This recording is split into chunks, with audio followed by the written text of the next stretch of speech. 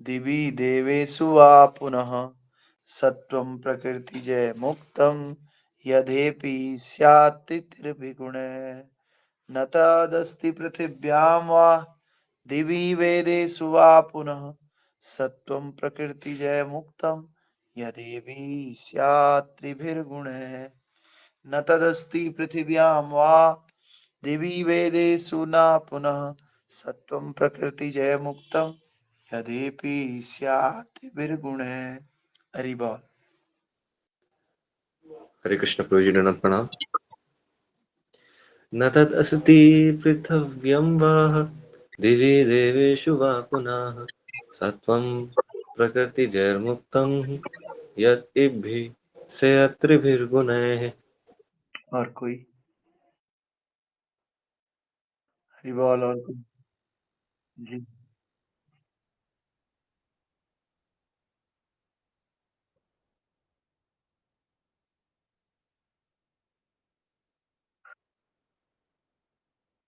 हरे कृष्ण। और कोई बात? हरे कृष्ण प्रभु जी।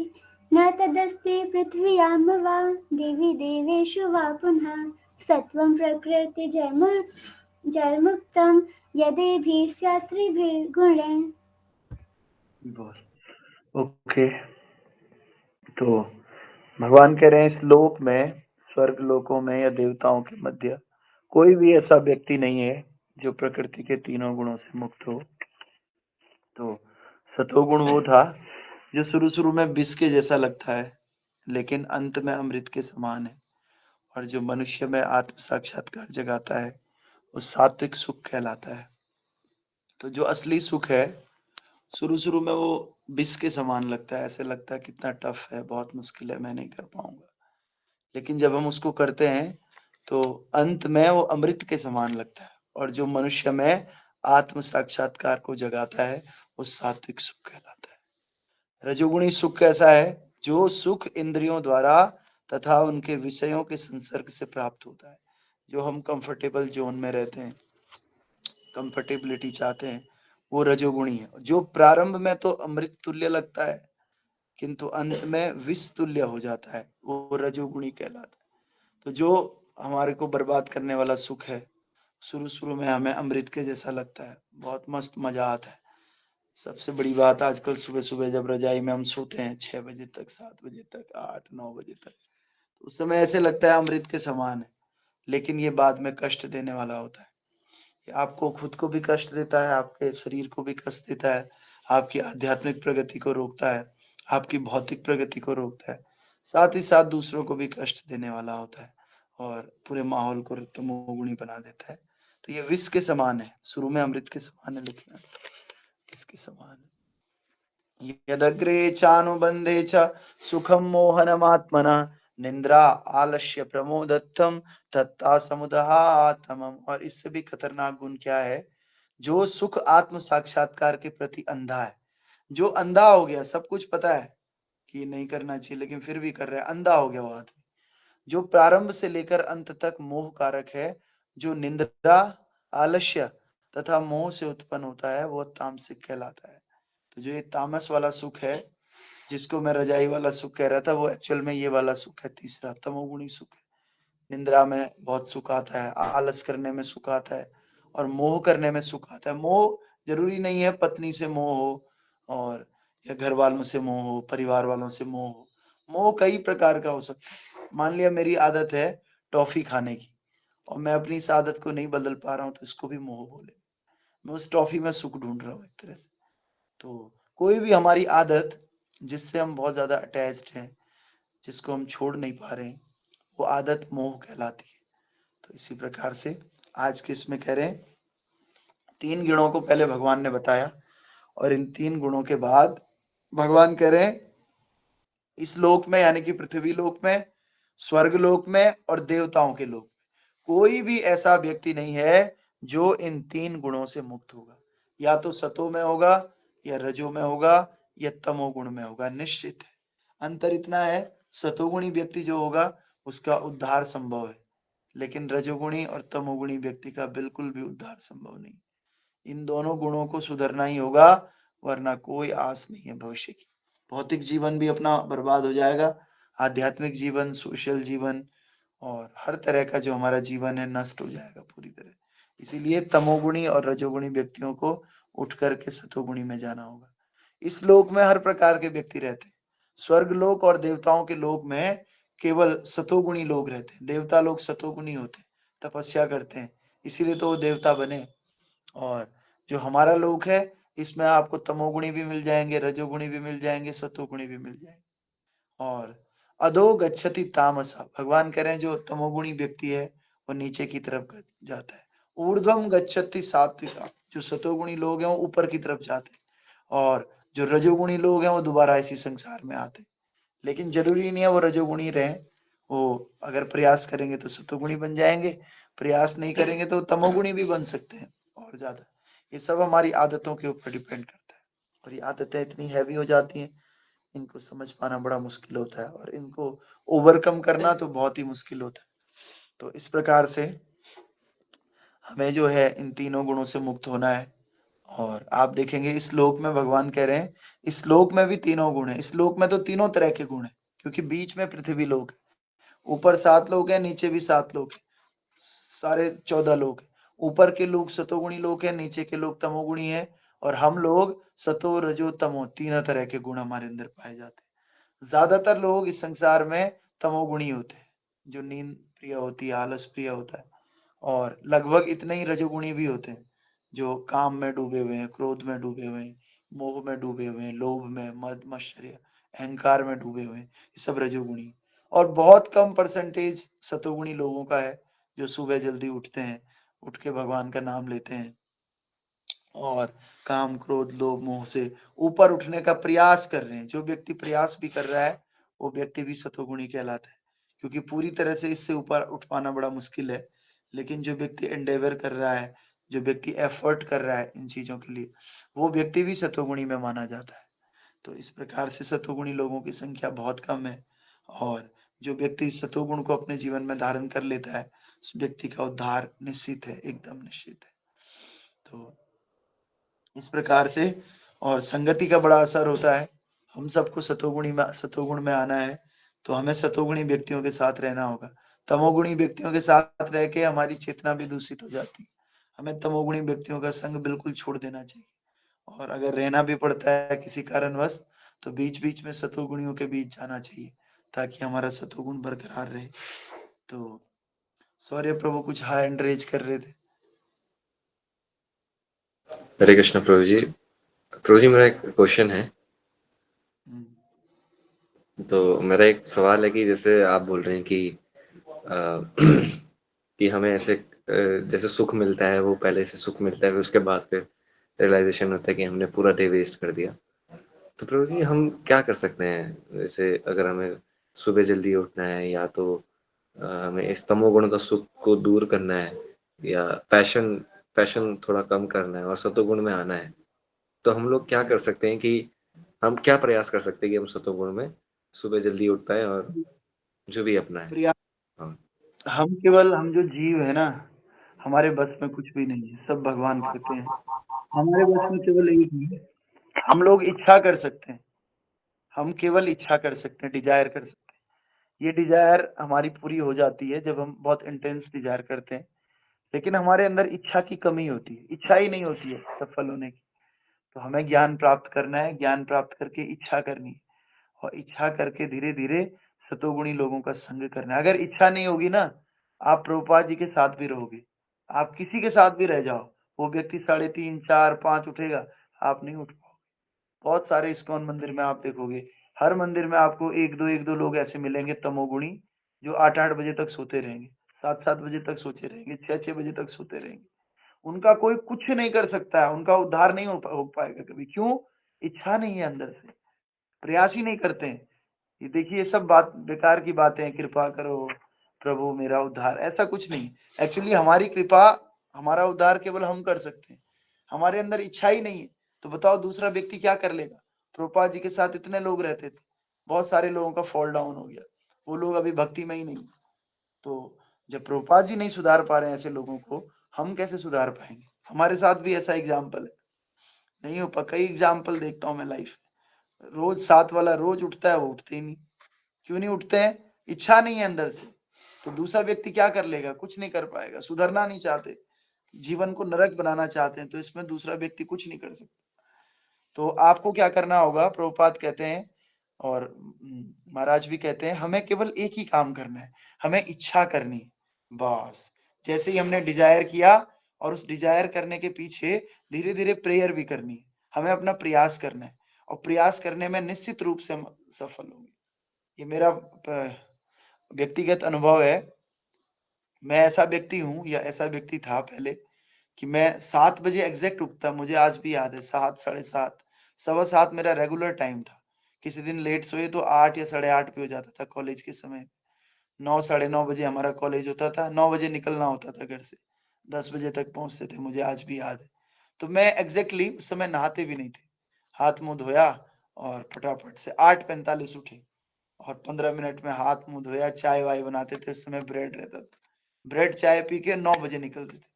अगर किसी ने बोल दिया आपको सुबह जल्दी उठना, तो मैं तो कहीं जाने के लिए भी नहीं उठ पाता था। मान लिया कहीं ट्रेन है सुबह या घर जाना है, तो इसी चक्कर में मैं लेट हो जाता था रोज।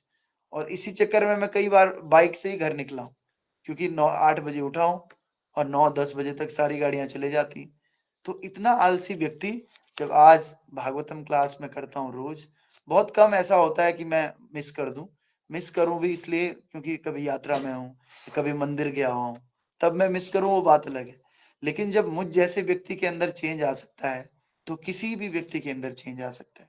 मैंने अपने अंदर देखा, केवल एक ही बात थी, एक प्रबल इच्छा थी, नहीं मैं नहीं उठ पाता हूँ लेकिन मुझे उठना है, मुझे उठना है। कई बार हम असफल हो जाते, कम से कम कई सालों तक मैं सोचता रहा नहीं उठना है, नहीं उठ पाता था, उठना है, उठना। करते करते एक दिन प्रभु की नजर अवश्य पड़ेगी और अवश्य प्रभु हमारे, लेकिन हम हार मान देते, हथियार छोड़ देते हैं। हम सोचते हैं कि नहीं नहीं नहीं होगा, मेरे मेरे बस का नहीं है, मेरे बस का नहीं। बस जैसे हमने हथियार छोड़ा, बस उसके बाद खत्म सब। इसलिए हमें क्या करना है? हमें डिजायर करनी है, सबसे पहले तो इच्छा करनी है और इच्छा करने के बाद हमें भगवान से प्रार्थना करनी है और ऐसे भक्तों का संग करना है जो भक्त इस तरह से उठते हैं सुबह। ज्यादा से ज्यादा डिवोटीज का संग करेंगे। एक ही चीज है बस हमारे जीवन में, भक्तों के संग की कमी। भक्तों के संग की अगर कमी नहीं होगी ना, हम सुधर जाएंगे। मैं देखता था शुरू शुरू में मुझे दिक्कत होती थी, मैं मंदिर भाग जाता था। मंदिर भागेंगे, सब उठेंगे तो सुबह उठना ही पड़ेगा आपको मंगला आरती। तो सुबह उठेंगे तो इससे प्रैक्टिस बनेगी धीरे धीरे। तो आप लोगों को संग करना है और संग नहीं तो कम से कम आपको दूसरे व्यक्तियों को बोले कि हमें कॉल कर लीजिए। कॉल करके जब सुबह उठते हैं तो उठने के बाद बड़ा अच्छा लगता है, जैसे भगवान कह ही रहे हैं खुद, सुबह उठना सुबह सुबह विष के समान लगता है। ऐसे लगता है यार कोई मुझे विष दे रहा है। लेकिन जैसे ही उठ जाते हैं, नहा धो के जप करते हैं और जो ब्लिस उस समय मिलता है, फिर आनंद की प्राप्ति होती है। कल मुझे यात्रा में भी ध्यान आ रहा है, यात्रा में मैं सोच रहा था कि नहीं बहुत हो गया, 5-6 बजे हम सुबह गंगा में स्नान कर रहे सुबह सुबह। यहाँ लोग उठ नहीं पा रहे, 9 बजे उठने के बाद भी लोग स्नान नहीं कर पा रहे, गर्म पानी से भी नहीं। लेकिन हम लोग सोचिए, सुबह 12 बजे तक रात तो हम लोग बॉनफायर कीर्तन कर रहे हैं, 1 बजे सो रहे हैं और सुबह 4:30-5 बजे उठ रहे हैं, 4 साढ़े 4 बजे। और उठ करके क्या कर रहे हैं? एक बार वहां नहा रहे हैं जप करने के लिए, फिर जप करने के बाद मंगल आरती के बाद फिर से गंगा स्नान कर रहे हैं ठंडे में। लोग लोग इमेजिन भी नहीं कर सकते सुबह सुबह। और ऐसे नहीं केवल मैं कर रहा हूँ या एक दो गिने चुने भक्त कर रहे हैं, छोटा बच्चा से लेके बड़ा बूढ़ा व्यक्ति तक सब लोग गंगा में स्नान कर रहे हैं। और इतना अच्छा पूरा दिन जाता है ना, मैं बता नहीं सकता किस तरह से ये सब होता है। तो हमें क्या करना है? बस इच्छा करनी है और भक्तों के साथ रहना है। अगर मैं अकेले होता तो हो सकता मैं नहीं कर पाता गंगा स्नान सुबह सुबह 4:30-5 बजे। लेकिन भक्त लोग उत्साह देते हैं हमें, इसलिए हमें बिल्कुल भी अकेले नहीं रहना चाहिए। अगर हमारे अंदर इच्छा है सुधरने की, तो हमें भक्तों के बीच जाना चाहिए। शुरू शुरू में थोड़ी दिक्कत होगी, मुझे भी शुरू शुरू में लगता था यार क्या होगा, मेरी स्वतंत्रता छीन ली जाएगी, बार बार कीर्तन में जाना होगा, प्राइवेसी नहीं रहेगी। जब तक ये प्राइवेसी नाम के शब्द हमारे अंदर है ना, हम नहीं सुधर सकते। प्राइवेसी छोड़ना पड़ेगा हमें, समाज में आना पड़ेगा, आगे भक्तों के साथ आना पड़ेगा, थोड़ा सा साहस दिखाना पड़ेगा, तब हमारा जीवन बहुत आनंदमय हो जाएगा। और ये ऐसा आनंद है जो बोलने से नहीं पता चलता है। जब हम इस आनंद को फील करते हैं, तभी तो सोचिए ना, प्रभुपाद जी, क्या प्रभुपाद जी इतने पूरे विदेशों में जा रहे हैं, लोगों को बोल रहे हैं भक्ति करो, हमारे गुरु महाराज इतने सारे लोगों को बोलते हैं, करो हरे कृष्णा बोलो, भक्ति करो, नाम जप करो। क्यों बोल रहे हैं? दिमाग खराब थोड़ी है, इसीलिए बोल रहे हैं क्योंकि वो उस आनंद को फील कर रहे हैं और उस आनंद को वो दूसरों में बांटना चाहते हैं। तो जब हमें दिखता है कि कोई दूसरा व्यक्ति गड्ढे में गिरा हुआ है और पानी में डूब रहा है, तो उसको बचाने के लिए हम प्रयास करते हैं, लेकिन वो व्यक्ति इतना मूर्ख होता है, इतना गधा होता है, वो व्यक्ति सोचता है कि नहीं नहीं, ये तो इनकी भलाई होगी इसमें, वो और डूबता जा रहा है नीचे, लेकिन उसे समझ नहीं आ रहा। वो सोच रहा है पानी में ही सुख है, उसको नहीं पता कि पानी अभी गले तक है, जब गले से ऊपर जाएगा तो वो डूब जाएगा उस पानी में, और डूब जाएगा फिर कोई नहीं बचा पाएगा उसे। और अभी गले तक पानी है, तो इसलिए वैष्णव उसको ऊपर उठाना चाह रहे हैं, बड़े लोग ऊपर उठाना चाह रहे हैं, लेकिन हम लोग नहीं समझते हैं इस बात को। तो इसका आंसर यही है, हम इच्छा करें और इच्छा करके भक्तों के संग में रहें, थोड़ा सा फोर्स करें बॉडी को, क्योंकि ये शरीर है, इसको जितना खींचोगे ना उतना बढ़ेगा। अगर आप इसको आराम की आदत दिलाओगे तो ये आराम मांगेगा, अगर आप इसे सुबह उठने की आदत दिलाओगे तो सुबह उठेगा। आप लोगों में से कई लोगों का एक्सपीरियंस होगा जो सुबह 4 साढ़े 4 बजे उठते हैं, जैसे ही 4:30 होती होगी प्रेशर लग जाएगा, तुरंत तुरंत बिस्तर छोड़ने की इच्छा होगी। क्यों? क्योंकि आपने शरीर को ऐसी आदत डाल दी। हमारी बॉडी में बायोलॉजिकल क्लॉक होता है, वो बायोलॉजिकल क्लॉक सेट कर देता है कि भाई 4:30 तुझे उठना ही उठना है, और आदमी बिना अलार्म के उठ जाता है। हमेशा मैं देखता हूँ, पहले अलार्म बंद करके हम लोग सोते थे, अब क्या होता था, बाथरूम में मुझे अलार्म बंद करना पड़ता है नहाते समय। क्यों? वो क्लॉक सेट कर गया बॉडी। बस शुरू-शुरू में थोड़ी-सी दिक्कत है, इस दिक्कत को झेलना पड़ता है, और दिक्कत के बाद जब वो क्लॉक सेट हो जाता है ना, फिर आनंद ही आनंद है। फिर आपको लगेगा, आपको पहले तो दूसरे को देख के लगेगा, यार ये दूसरा सो कैसे रहा है? ये अपने जीवन को कैसे बर्बाद कर सकता है? और दूसरा चलो ठीक है, दूसरे को देख के लग रहा नहीं लग रहा। आप अगर कभी लेट उठ गए ना, आपको पूरा दिन बर्बाद लगेगा, ज़िंदगी आपको खराब लगेगी। तो इसीलिए ये काम हमें करना चाहिए। राधा माता भी हाथ उठा रही हैं, शौर्य प्रभु भी दोबारा हाथ उठा रहे हैं। हरे कृष्ण प्रभु जी। प्रभु जी, हाँ। मेरा सवाल ये था कि अगर ऐसा हो कि इच्छा भी है और कुछ समय तक प्रैक्टिस करते करते मतलब आदतें थोड़ी सी सतगुणी हो गई और मतलब कि हम सतगुणी एक्टिविटीज में लग गए, लेकिन फिर कभी कभी ऐसा होता है कि कुछ दिनों तक हमने वो चीज प्रैक्टिस की बट फिर फॉल डाउन हो गया, और फॉल डाउन हो गया तो आदतें भी डाउन हो गई, जो हम एक्टिविटीज कर रहे थे वो भी डाउन हो गया, और जो इच्छाएं थी कि हमें करना है वो इच्छाएं भी कहीं ना कहीं वो डिजायर भी कम हो जा रही है, तो फिर ऐसे में क्या करना चाहिए? प्यार को बढ़ाने का एक ही तरीका है। देखो, अजामिल था ना, अजामिल को कैसे डिजायर आए? क्योंकि अजामिल ने एक वेश्या और एक पुरुष को संग करते हुए देखा। तो जब संग करते हुए देखा, तो उसके अंदर भी सेक्स डिजायर आ गया। ऐसे ही सौबरी मुनि ने मछली, मेल मछली और फीमेल मछली को संग करते हुए देखा, तो उनके अंदर भी डिजायर आ गई। तो जब हम किसी को कुछ करते हुए देखते हैं ना, तो हमें डिजायर आता है। इसीलिए हम भक्तों के संग और मंदिर आने पे जोर देते हैं। क्यों? क्योंकि मंदिर में हम उन भक्तों का लाइफ स्टाइल देख रहे हैं, उनको देख करके हमारे अंदर अपने आप इच्छा आती है। ये आप बिल्कुल सही कह रहे हो, धीरे-धीरे इच्छा भी खत्म हो जाती है। तो इच्छा खत्म हो गई अगर, तो आप बस मंदिर आने की इच्छा करो। भक्तों से सुनो कि इतने बजे उठते हैं, भक्तों की हैप्पीनेस देखिए। आप एक भक्त को ले लीजिए, एक अभक्त को ले लीजिए, देखना कितना बेकार चेहरा रहता है उस अभक्त का। भक्त को देखिए कितनी खुशी है। भक्त अगर टेंशन में भी रहता है, तो भी हरे कृष्णा बोलता है, तो भी खुश रहता है। आपको पता नहीं चलेगा किसी भक्त को देख के कि ये भक्त अभी टेंशन में है। क्यों? वो टेंशन बहुत मिनिमाइज़ हो जाती है भक्त की, भगवान का नाम लेते-लेते। तो हमें यही करना है। पहली बात तो ये है कि हमें प्रयास करना है, इच्छा करनी है, और अगर मान लिया इच्छा ही खत्म हो गई, क्योंकि ये पक्का होगा, ये जो रास्ता है ना भगवत धाम जाने का, ये सीधा-सीधा नहीं है। ये ऐसे होता है, कभी उठेंगे, कभी गिरेंगे, कभी उठेंगे, कभी गिरेंगे। लेकिन जो मूर्ख प्रवृत्ति के लोग होते हैं, वो बस वहीं पे गिर गए तो गिर गए, अब वो उठना ही नहीं चाहते।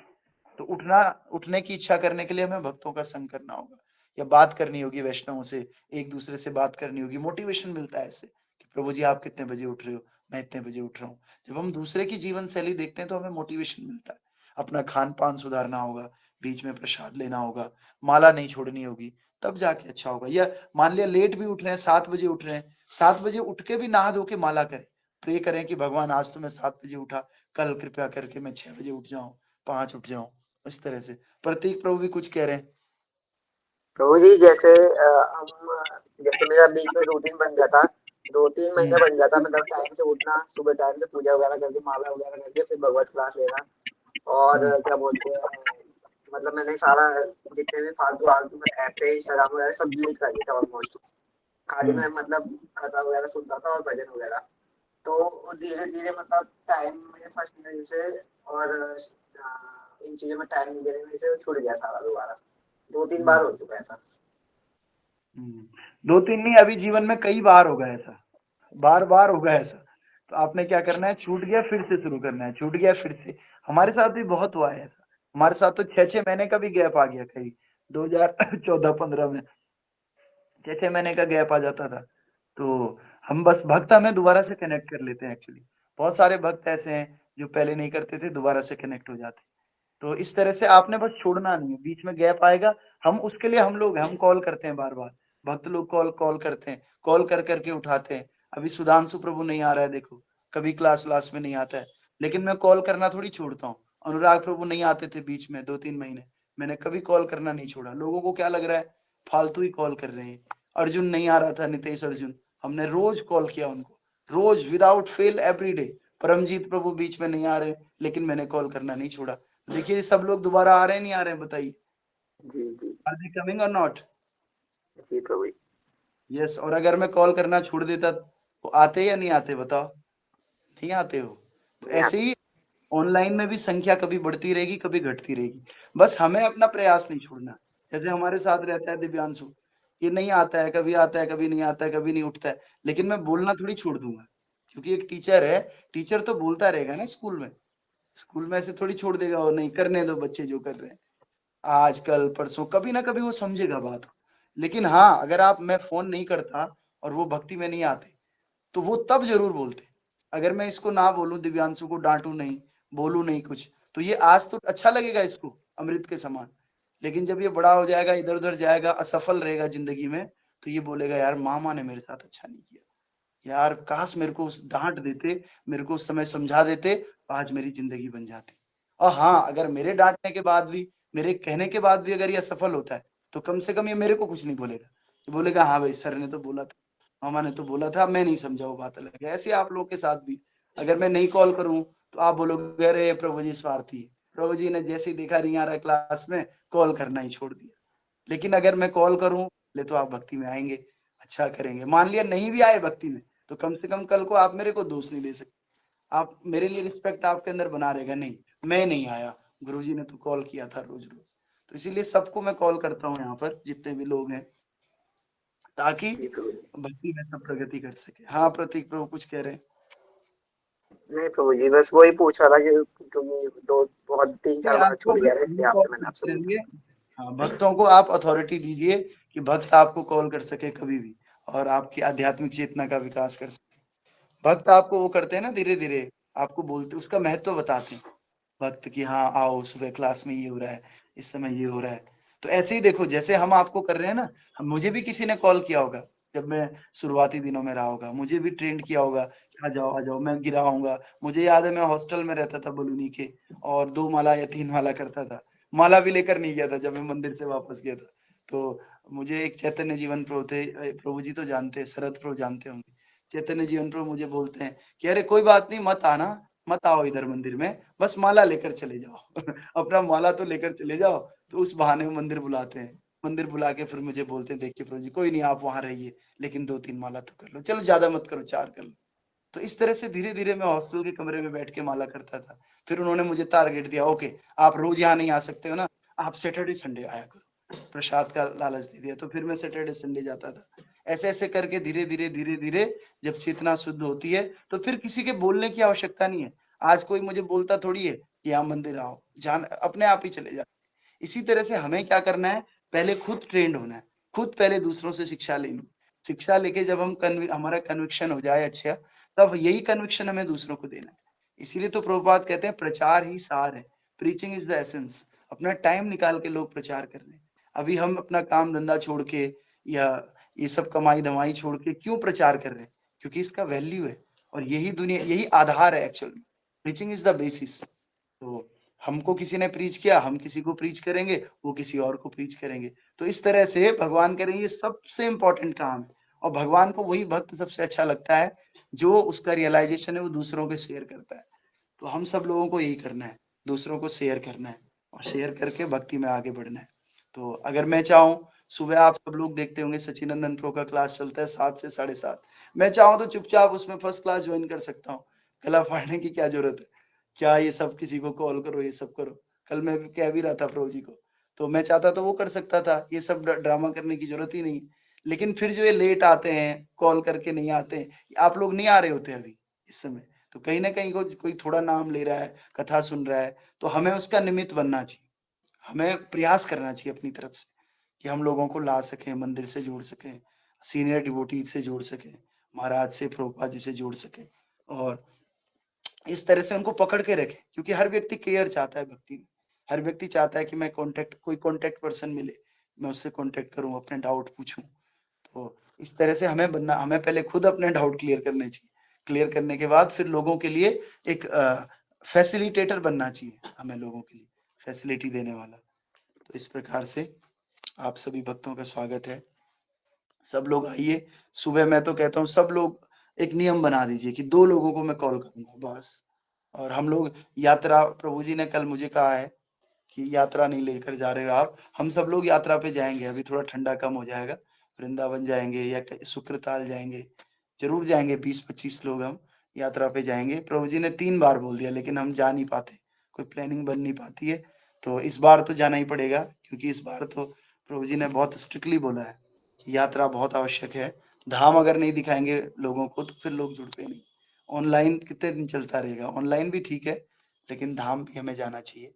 तो हम लोग यात्रा करेंगे फरवरी में या फिर मार्च के आसपास, उसकी प्लानिंग बनाएँगे अच्छे से। तो आप लोग सब लोगों ने 2-2, 2-2, 3-3 लोगों को लेकर आएँगे ना, तो 20-25 लोग आराम से यात्रा में चले जाएँगे। और ऐसी क्लास के लिए भी सुबह एक खुद आगे आकर के 2-2 लोगों को कॉल कर दिया कि चलो भाई क्लास होती है। आना ना आना उनकी मर्ज़ी है, लेकिन हम बोलेंगे तो उसमें हमें भी क्रेडिट मिलेगा, इस प्रकार से। तो ग्रंथराज श्रीमद् भागवतम की जय। जय। उम्मीद है सब लोग धीरे-धीरे सतोगुण में आने की कोशिश करेंगे और अपने इस बात को समझेंगे कि बस ये practice, this is a matter of practice.